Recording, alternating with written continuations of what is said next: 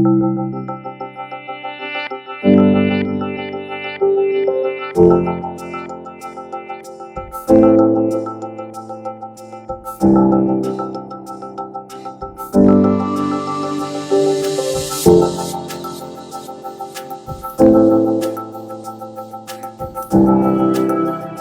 line began forming 20 hours before the doors were scheduled to open.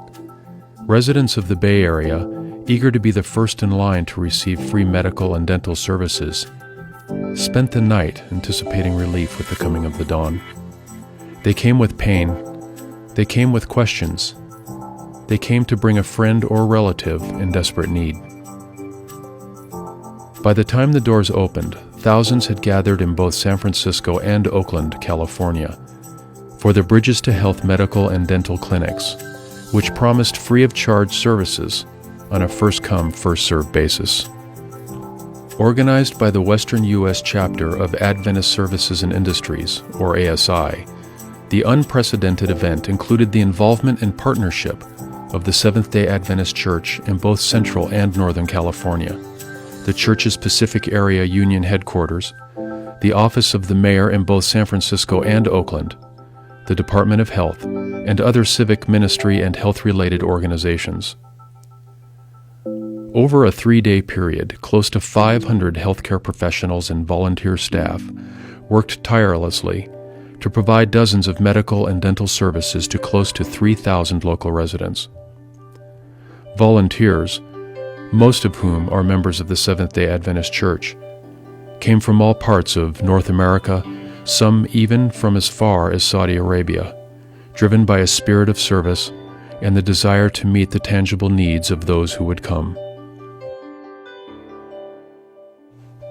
The clinics were organized into specific service areas, each with its team of specialized healthcare professionals and trained volunteers.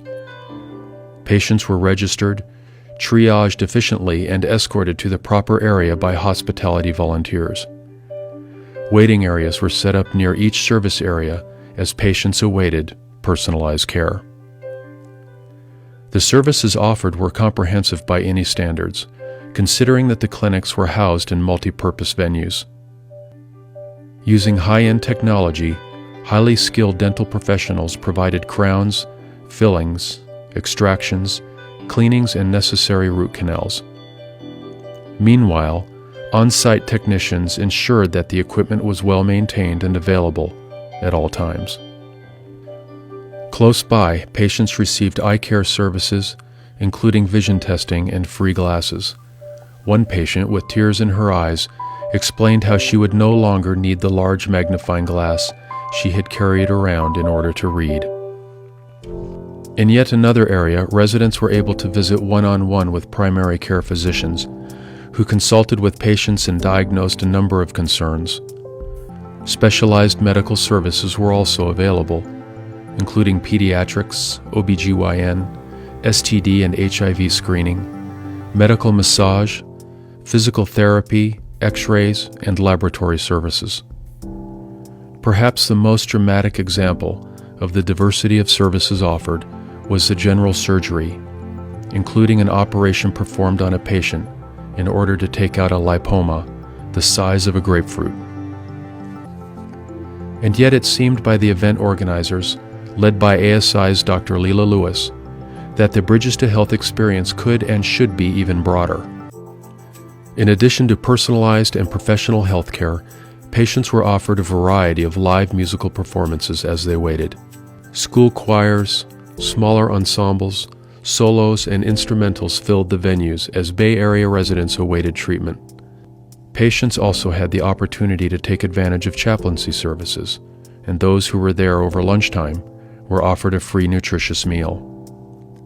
In the end, over $5 million in health care was given to nearly 3,000 residents of the Bay Area by close to 500 service-oriented professionals and staff.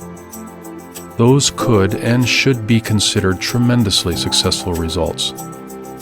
And yet perhaps the greater results are the intangible ones, the effects in the lives of those who returned home and to their communities with less pain and more hope. And that is a purpose worth pursuing and a story worth telling.